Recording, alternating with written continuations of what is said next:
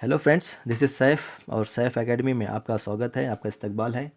जैसा कि आप लोग जानते हैं कि हम लोगों ने यानी मैंने एक छोटी सी पहल शुरू की है आप तमाम के लिए कि जिसमें मैंने हिस्ट्री सीरीज़ की एक क्लासेस स्टार्ट की हुई है ऑनलाइन यूट्यूब पर, जिसमें मैं आपको कंप्लीट हिस्ट्री पढ़ाऊँगा एज़ पर सिलेबस, जिसमें टीईटी जो सीईटी के लिए भी फ़ायदेमंद हो, जीपीएसटीआर के लिए भी जीपीएसटीआर के लिए भी फ़ायदेमंद हो, इसी तरह से एचएसटीआर और दूसरे कॉम्पिटिटिव एग्ज़ाम्स होते हैं उनके लिए भी फ़ायदेमंद है। तो ये आज हमारी तीसरी वीडियो है जो सोर्सेस ऑफ हिस्ट्री है, उसकी तीसरी वीडियो और उसके अंदर दूसरा पार्ट है, पार्ट नंबर 2 है। पिछली मर्तबा दूसरे वीडियो के अंदर हमने फाहियान के बारे में इन डिटेल पढ़ा हुआ था और माशाल्लाह आप तमाम ने जो है उसे बहुत बहुत पसंद भी किया। बहुत सारे एस्पिरेंट्स का लाइक्स भी आए, कमेंट्स भी बहुत सारे आए थे। तो ये उसको कंटिन्यू करते हुए हमारा सेकंड पार्ट है और मैं आप तमाम को अपनी क्लास स्टार्ट करने से पहले इस तरफ मुतवज्जा करना चाहूँगा कि जो 2002 के अंदर 2002 की जीपीएसटीआर की जो एग्ज़ाम हुई थी उसके अंदर 3 मार्क्स के लिए एक सवाल आया था कि लिस्ट आउट 53 क्वेश्चन नंबर 53 एक आया था कि list out the sources that help to know the history of Guptas, यानी गुप्तास की हिस्ट्री के लिए ऐसे कौन कौन से सोर्सेज हैं जो हमें मदद कर सकते हैं, तो उसकी लिस्ट बनाने के लिए कहा गया था। तो उसके अंदर सबसे पहले हमने जो पढ़ा वो फाहियान के बारे में हम लोग पढ़ चुके हैं। अब हम जो पढ़ने जा रहे हैं वो वो ह्यून के लिए। अब जो हम पढ़ने वाले हैं वो ह्यून के मुताबिक हम पढ़ेंगे। और इसी तरह से ह्यून का और एक नाम शॉनजोंग भी है, इसे इस तरह से भी प्रोनाउंस किया जाता है, शॉनजोंग भी लिखा जाता है और ह्यून भी, और इसको ह्यून भी लिखा जाता है। अच्छा, तो ह्यून कौन था?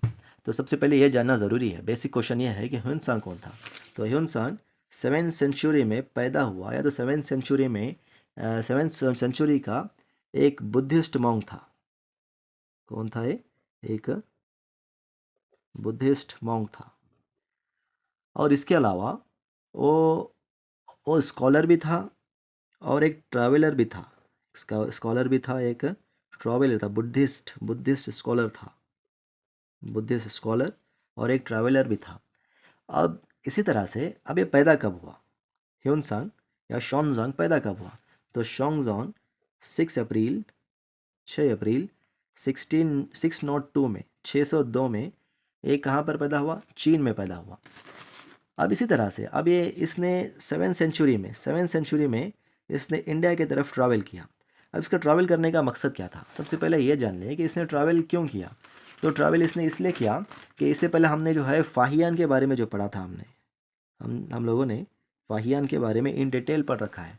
जब फाहियान इंडिया से चाइना वापस गया था तो अपने साथ जो संस्कृत के ट्रांसलेट किए हुए चाइनीज़ लैंग्वेज में जो जिसने संस्कृत में बुद्धिस्ट लिटरेचर को, बुद्धिस्ट स्कल्पचर्स को जो है बुद्धिस्ट स्कल्पचर को इन्हें संस्कृत ज़ुबान से, ये जो था संस्कृत से चीनी ज़ुबान में, चाइनीज़ लैंग्वेज में जो इसने ट्रांसलेट किया था, उसके अंदर बहुत सारे मिस इंटरप्रेटेड थे, यानी वो इनकम्प्लीट था, इतना कंप्लीट नहीं था कि जिससे जो है आम आम स्कॉलर जो है समझ पाते थे। जिसकी वजह से शॉन्गजॉन्ग ने जो है ये पहल उठाई कि वो फिर इंडिया आएगा, वो यहाँ से सीखेगा और बहुत सारी किताबों को इंडिया से यानी स्कल्पचर्स को जो है ट्रांसलेट करके ले जाएगा। अब इसका सबसे पहले इसका पर्पस जान लेते हैं कि जो इंडिया ये आया था वो तो हो गया कि शॉन्गजांग की अधूरी चीज़ों को पूरा करें। इसके अलावा ये जो आया था number 1 to study Buddhism, to study Buddhism. Number 2 to collect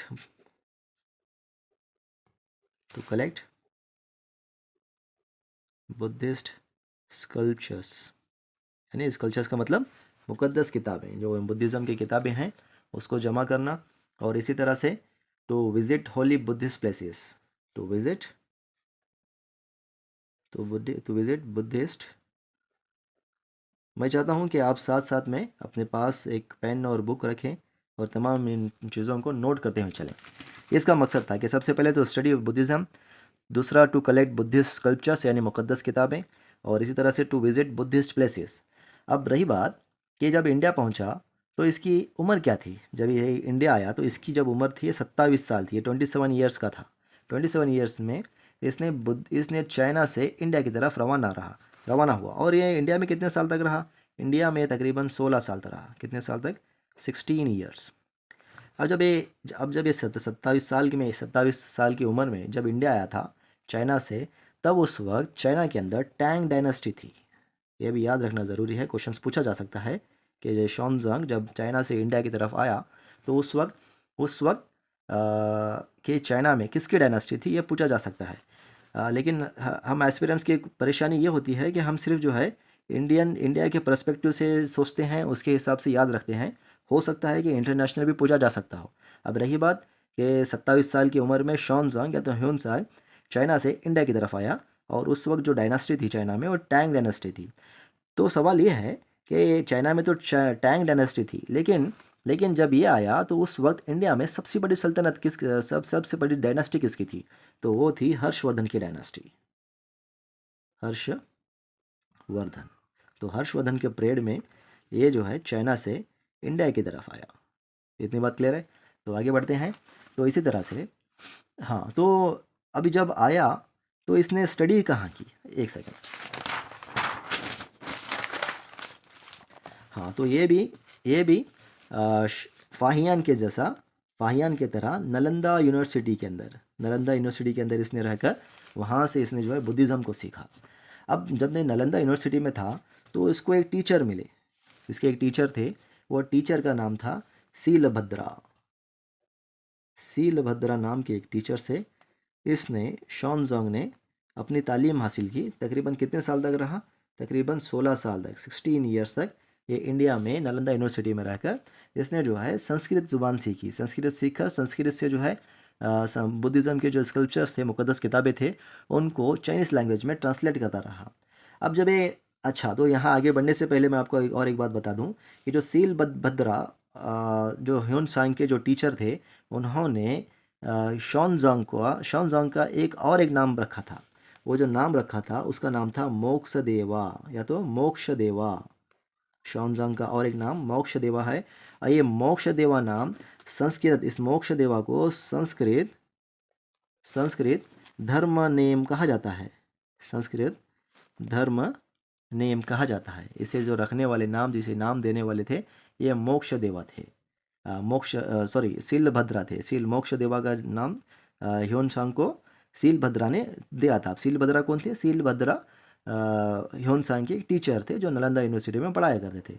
जब 16 साल के बाद शॉनजांग वापस लौटा तो अपने साथ इसने जो है 20 घोड़ों पर, 20 हॉर्स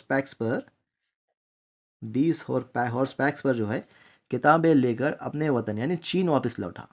कहाँ लौटा? अपने वतन चीन वापस लौटा। और किताबें कितनी लिखी थी इसने? इन्हें 20 घोड़ों पर जो है उसे लाद कर ले जाना पड़ा।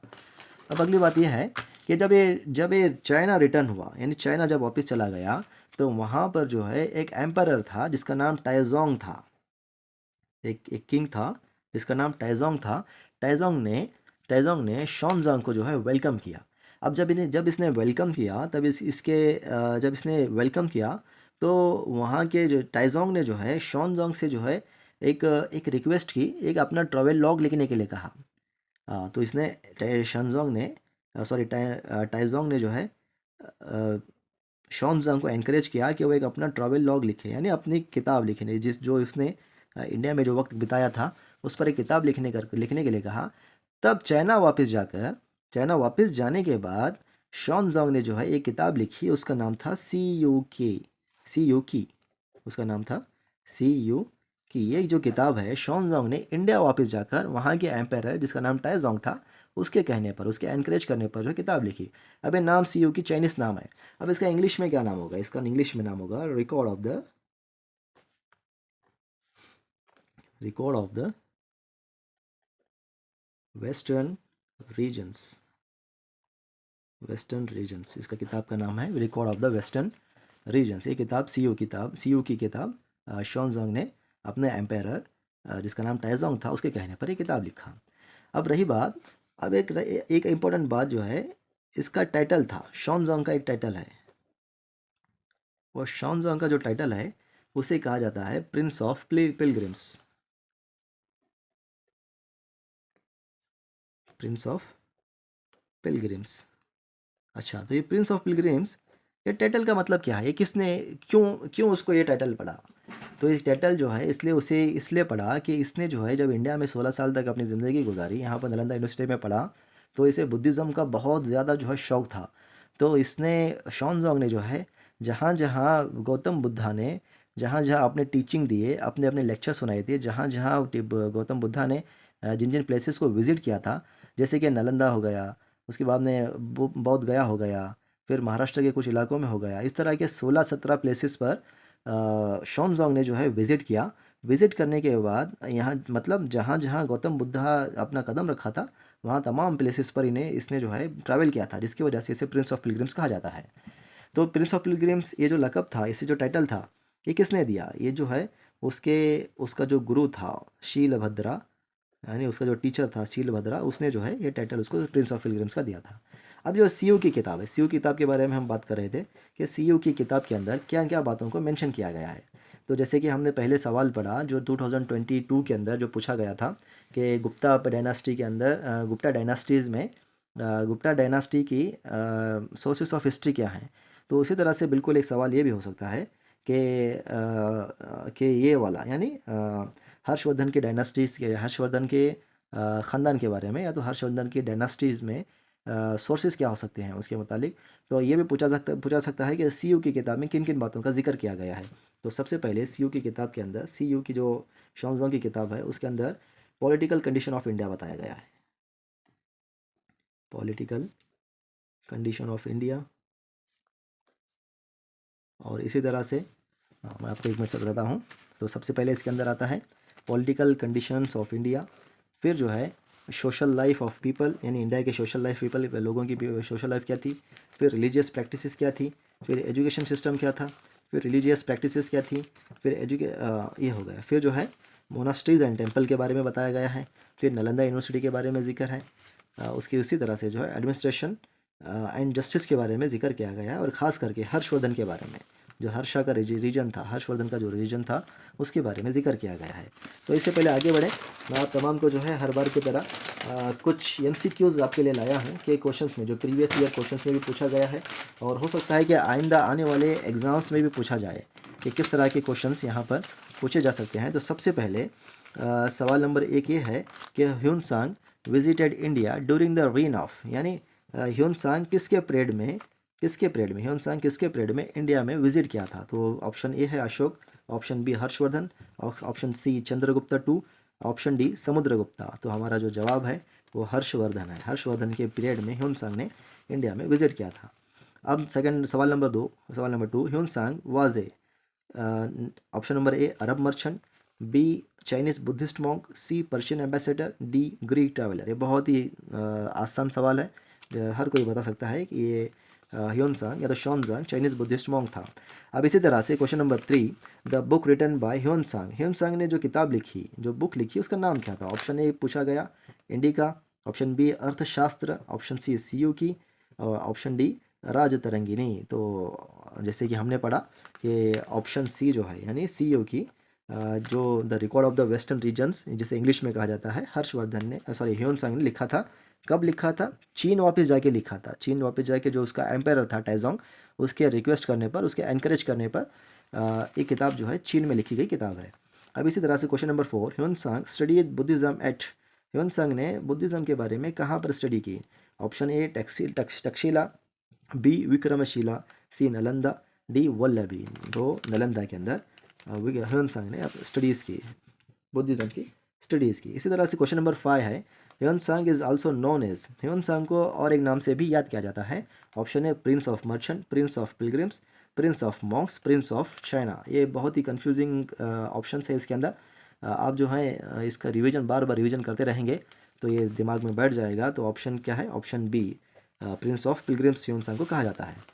इसी तरह क्वेश्चन नंबर 6, Hiuen Tsang's travel account mainly describes, तो ये बताया जा रहा है कि ह्यून-सांग का जो ट्रैवल अकाउंट है, जो उसका ट्रैवलॉग है, वो मेनली जो है किसके बारे में उसकी में जिक्र किया गया है। तो option A Indian trade routes, B option B Indian political system only, option C Indian religion society and culture, option D only Buddhist rules.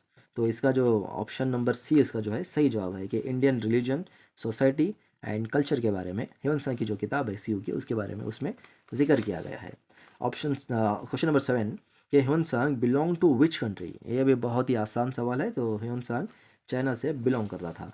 अब क्वेश्चन नंबर 8 है कि which Indian ruler welcome Hyun सांग warmly. यानी ये पूछा गया कि वो इंडिया का कौन सा रूलर है जिसने ह्यून सांग को वेलकम किया। तो ऑप्शन है पुलकेशिन टू, हर्षवर्धना, अशोका, कनिष्का। तो जवाब है उसका जो आंसर है वो है हर्षवर्धना।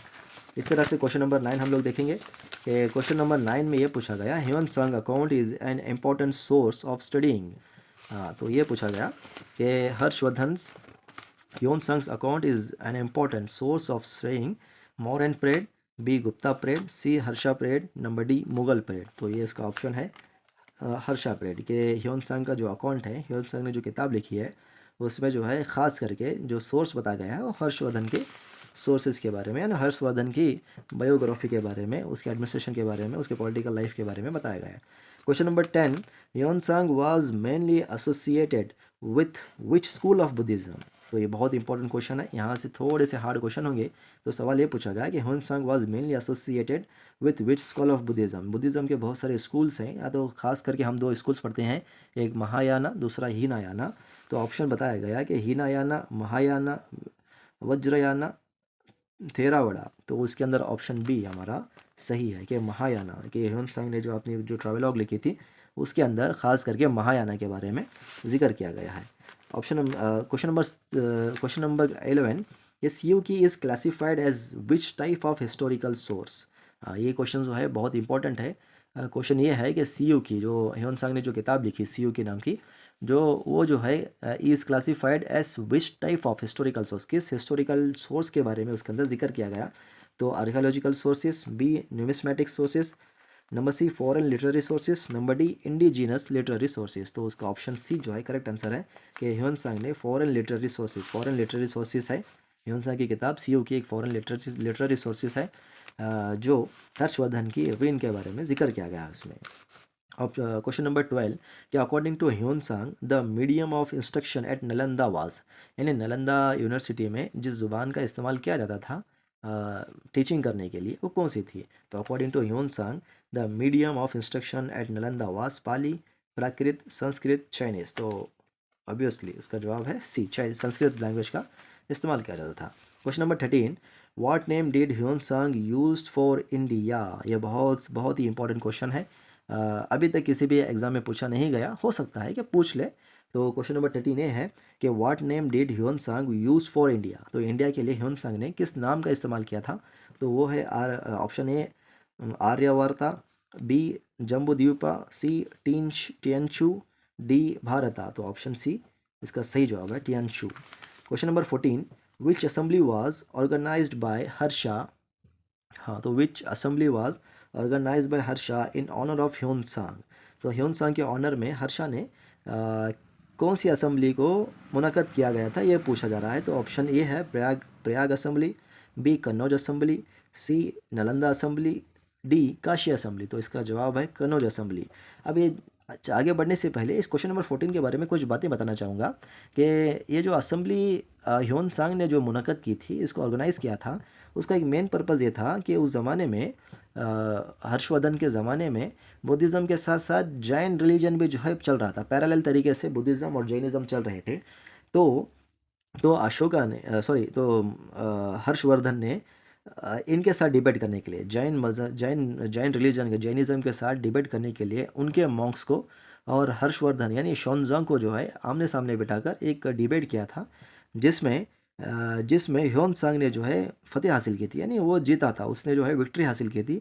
और वहाँ से जो है हर्षवर्धन ने ह्यून सांग को जो है बहुत सारे गिफ्ट दिए। ह्यून सांग का नाम जो है हिस्ट्री में अमर हो गया। अब वो असेंबली कौन सी थी, वो कनौज की असेंबली थी। कनौज के इलाके में, यानी कनौज शहर को, जो आज का जो कनौज शहर है, वहाँ पर वो जो डिबेट हुआ था वहाँ पर हुआ था। क्वेश्चन नंबर 15 देखिए, ये वाई इज़ ह्यून सांग called the Prince of pilgrims. तो बहुत ही इंपॉर्टेंट क्वेश्चन है कि ह्यून सांग यानी ह्यून सांग को जो जो टाइटल है प्रिंस ऑफ पिलग्रिम्स वो क्यों दिया गया था, क्यों जो उसे जो है पुकारा जाता है कि प्रिंस ऑफ पिलग्रिम्स।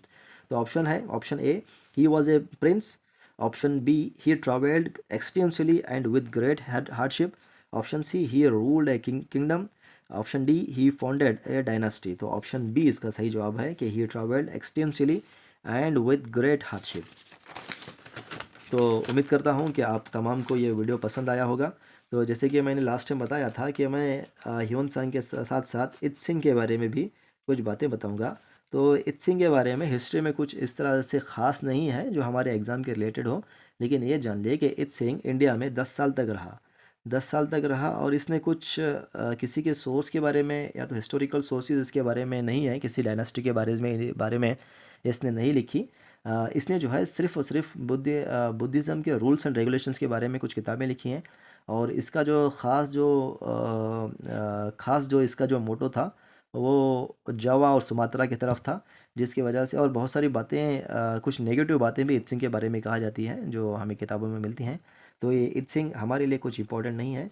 तो हमारे लिए दो लोग चाइनीज़ ट्रैवलर्स दो इंपॉर्टेंट है, एक जो फाहियान, दूसरा शॉन्जॉन या तो ह्योनसांग। और इसके अलावा यहाँ पर हमारा जो ट्रैवलर्स जो फॉरेन ट्रैवलर्स हैं, इसके बाद हमने जो है पढ़ा, सबसे पहले हमने रोमन और ग्रीक ट्रैवलर्स के बारे में पढ़ा था। इसके बाद में हमने पढ़ा चाइनीज़ ट्रैवलर्स के बारे में। इसके बाद जो नेक्स्ट क्लास में हम पढ़ेंगे अरब ट्रैवलर्स के बारे में, जो कि हमारी मेडिवल हिस्ट्री के लिए बहुत ज़्यादा इंपॉर्टेंट है। तो मैं उम्मीद करता हूँ कि आप तमाम को ये वीडियो पसंद आया होगा। तो इस वीडियो को लाइक करें, शेयर करें और सब्सक्राइब करना न भूलें। और बहुत जल्द सेकंड वीडियो भी, यानी अब हमारा जो सोर्सेस ऑफ हिस्ट्री का थर्ड पार्ट भी आएगा। तो हमारे साथ बने रहें। Thank you very much.